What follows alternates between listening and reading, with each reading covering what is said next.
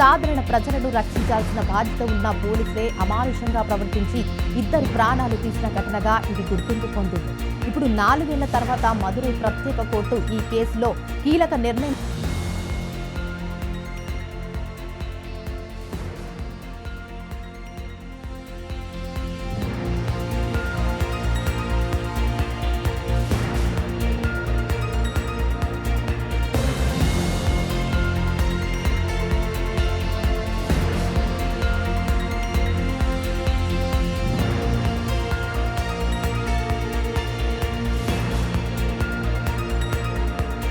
Lockdown టైంలో lockup death 9 మంది పోలీసులకు ఉరిశిక్ష విధించిన కోర్టు.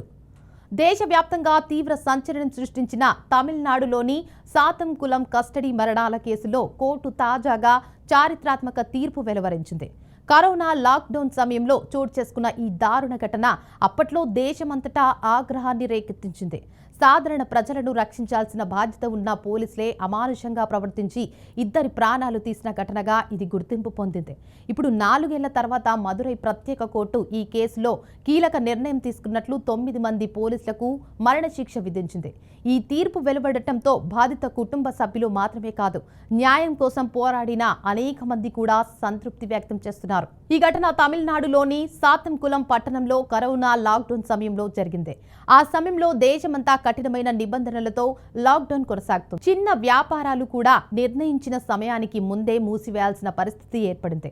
అలాంటి సమయంలో ఒక చిన్న దుకాణం నడిపే తండ్రి కొడుకులు పోలీసులతో వివాదానికి గురయ్యారు. స్థానికంగా వ్యాపారం చేసుకుంటూ జీవనం సాగిస్తున్న ఆ కుటుంబం ఒక్కసారిగా పోలీస్ కేసులో చిక్కుకుంది. లాక్డౌన్ నిబంధనలు ఉల్లంఘించారని ఆరోపిస్తైతే పోలీసులు తండ్రి కొడుకులను పోలీస్ స్టేషన్ కు తీసుకెళ్లారు. మొదట ఇది సాధారణ విచారణలా కనిపించిన తర్వాత జరిగిన సంఘటనలు మాత్రం దేశాన్ని కుదిపేశాయి. పోలీస్ స్టేషన్లో వారిని గంటల తరబడి తీవ్రంగా కొట్టారని ఆరోపణలు బయటకు వచ్చాయి. కేవలం కొట్టడమే కాదు, అమానుషంగా చిత్ర హింసలకు గురి చేశారని సాక్ష్యాలు వెల్లడించారు. ఇక ఈ దారుణ హింస కారణంగా వారి ఆరోగ్యం తీవ్రంగా దెబ్బతింది. పరిస్థితి విషమించడంతో వారిని ఆసుపత్రికి తరలించినప్పటికీ కొద్ది రోజుల వ్యవధిలోనే తండ్రి కొడుకులు ఇద్దరు ప్రాణాలు కోల్పోయారు. ఈ వార్త బయటకు వచ్చిన వెంటనే తమిళనాడుతో పాటు దేశవ్యాప్తంగా తీవ్ర ఆగ్రహం వ్యక్తమైంది. సామాన్య ప్రజలను కాపాడాల్సిన పోలీసులే ఇలా క్రూరంగా ప్రవర్తించడం ప్రజల్లో భయాందోళనకు దారితీస్తుంది. ఈ ఘటన బయటపడిన తర్వాత పౌర సమాజం, మానవ హక్కుల సంస్థలు, రాజకీయ నాయకులు, సినీ ప్రముఖులు కూడా తీవ్రంగా స్పందించారు. బాధిత కుటుంబానికి న్యాయం జరగాలని దేశవ్యాప్తంగా డిమాండ్లు వచ్చాయి. ప్రజల ఒత్తిడి పెరగడంతో ప్రభుత్వం కూడా ఈ కేసును అత్యంత ప్రాధాన్యంతో తీసుకుంది. చివరకు ఈ కేసు దర్యాప్తును సెంట్రల్ బ్యూరో ఆఫ్ ఇన్వెస్టిగేషన్కు అప్పగించారు. సిబిఐ దర్యాప్తు ప్రారంభమైన తర్వాత అనేక కీలక విషయాలు వెలుగులోకి వచ్చాయి. బాధితులను తీవ్రంగా కొట్టారని, వారి శరీరాలపై తీవ్రమైన గాయాలున్నాయని వైద్య నివేదికలు స్పష్టం చేశాయి. దర్యాప్తులో మరో సంచలన విషయం కూడా బయటపడింది. నిందితులు తమ తప్పును కప్పిపుచ్చుకోవడానికి నకిలీ రికార్డులు సృష్టించినట్లు సిబిఐ గుర్తించింది. అసలు ఘటనను దాచిపెట్టడానికి దర్యాప్తును తప్పుదోవ పట్టించే ప్రయత్నాలు కూడా జరిగాయని అధికారులు కోర్టుకు వివరించారు. ఈ కేసులో మొత్తం 9 మంది పోలీసులను ప్రధాన నిందితులుగా గుర్తించారు.